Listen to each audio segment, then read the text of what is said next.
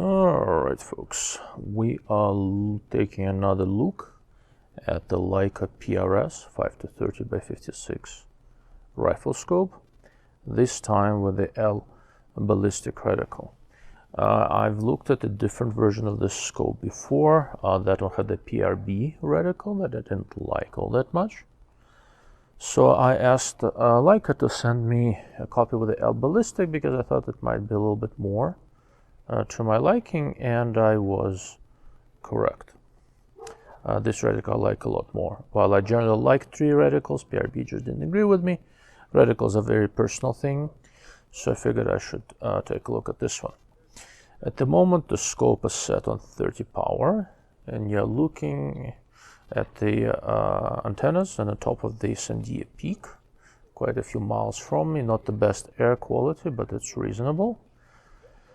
And I will slowly start dialing back on magnification, and you see how the reticle behaves as we go through this. So down to 25. Magnification ring is nice and smooth, everything is well calibrated. 20, 15. One of the nice things, because the magnification ring is so smooth, despite the fact that the scope is kind of dangling on a tripod, it's not the steadiest thing in the world, the picture, while it shakes, is not excessive. So 12, 10, 8, 7, 6, and the lowest magnification is 5. So there are some trees here that obscure the way, so I'll shift a little bit. So now we're looking at something really far away on 5 power. The camera is not perfectly aligned behind the scope. You see a little bit of the edge stuff. It's basically a limitation of the setup. The way I have it set up, I don't have infinite granularity in how I align stuff, and I just basically deemed that this was good enough for my purposes. I can change the f number of the lens a little bit. It'll clean up a lot, but not too much. I'll keep it on about f4. That seems to be a good compromise.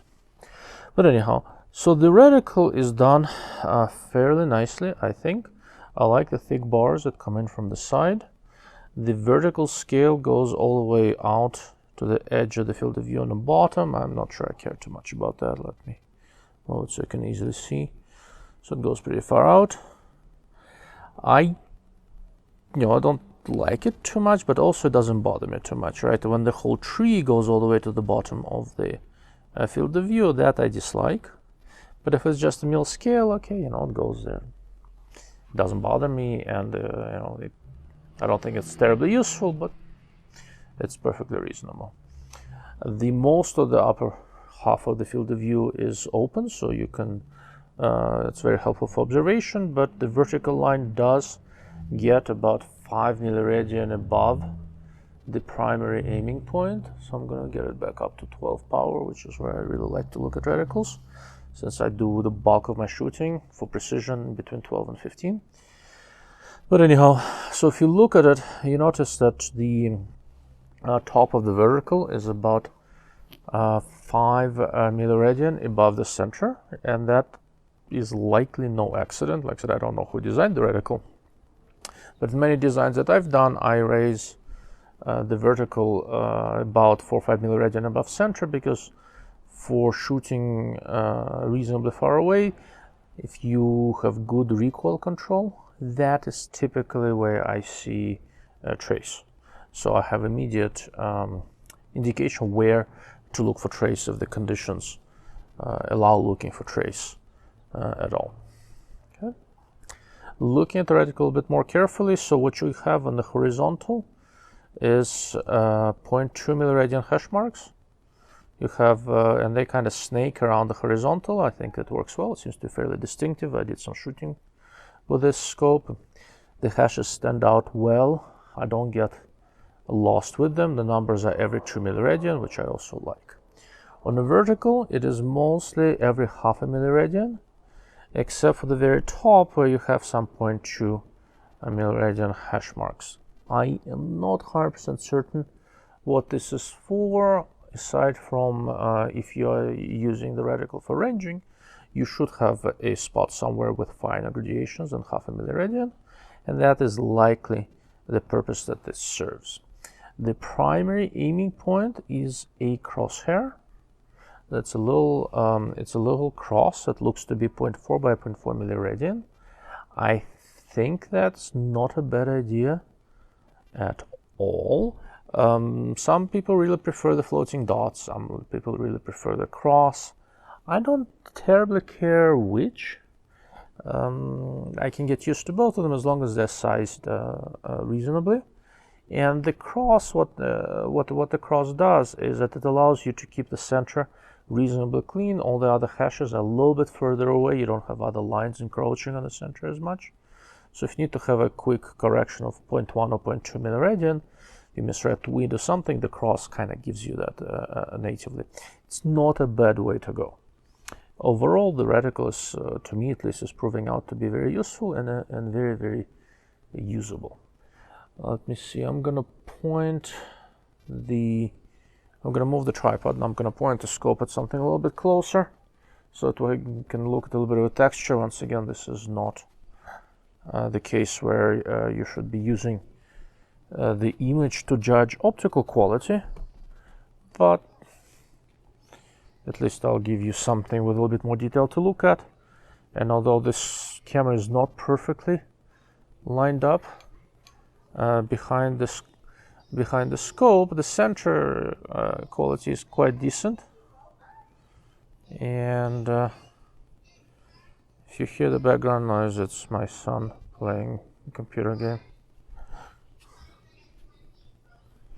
And he just realized he got in video.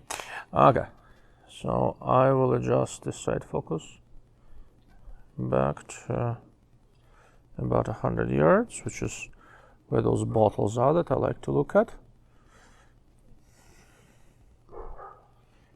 And let's see. There you go. So now we're on 30 power. I'm gonna brighten up the aperture a little bit. And let's see if we can make this. I don't know if I can make it a lot sharper on a tripod, but this kind of gets you. There you go. This sort of gives you the idea where we are, what we're looking at. The roof is quite a bit closer. I'm gonna point at another roof. One of the ways I like to look at chromatic aberrations and things like that is to look at various roof elements. We are pretty close to sunset here, so there's not as much light as I would normally see.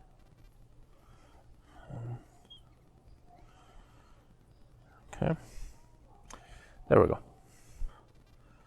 So in terms of chromatic aberration, everything, this is a very, very well controlled scope. I can dial virtually everything out. I don't see very much.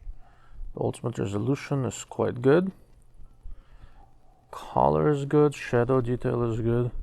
Overall, optically, I like this scope quite a bit. So what you're looking at now is not that easy of a lighting condition, because light's coming in from the side. Some things are dark, some things are bright.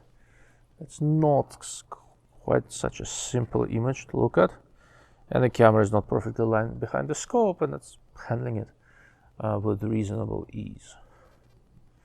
So let's see what else can we look at. Let's look over there. Let's look a little bit more toward the sunset. Unfortunately, it's mostly blocked by trees where my house is. Okay, right now we're looking in the general direction of the light. Let's look over there. Okay, roof of another neighbor, looking through the trees. I'm going to change the focus to go close. There you go.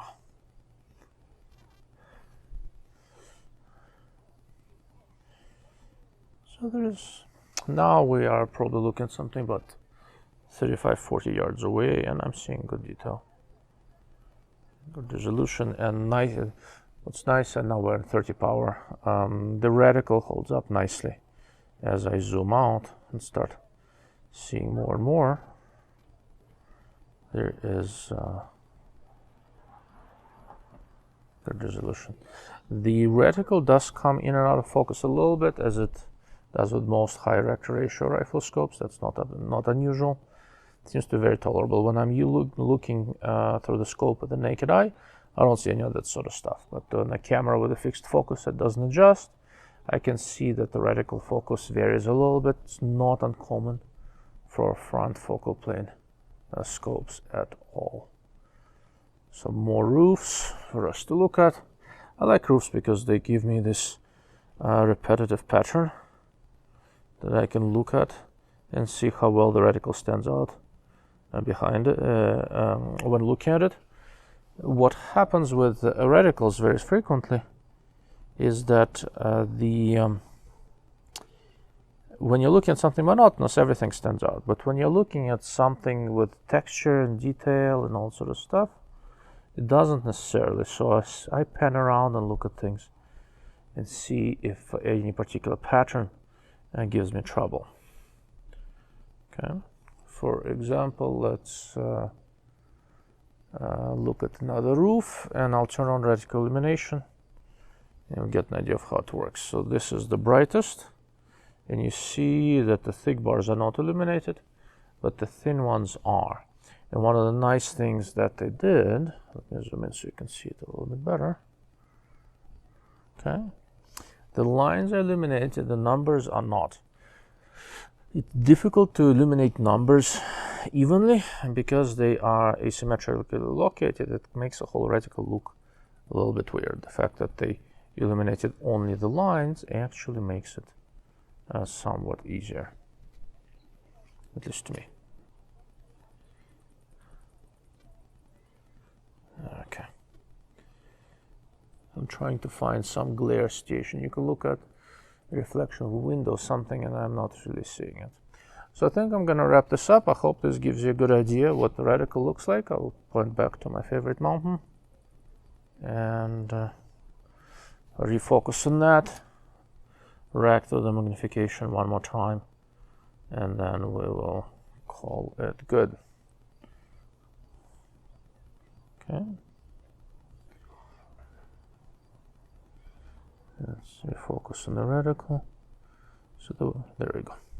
So the way I do this, I set the camera to infinity focus, and then there you go.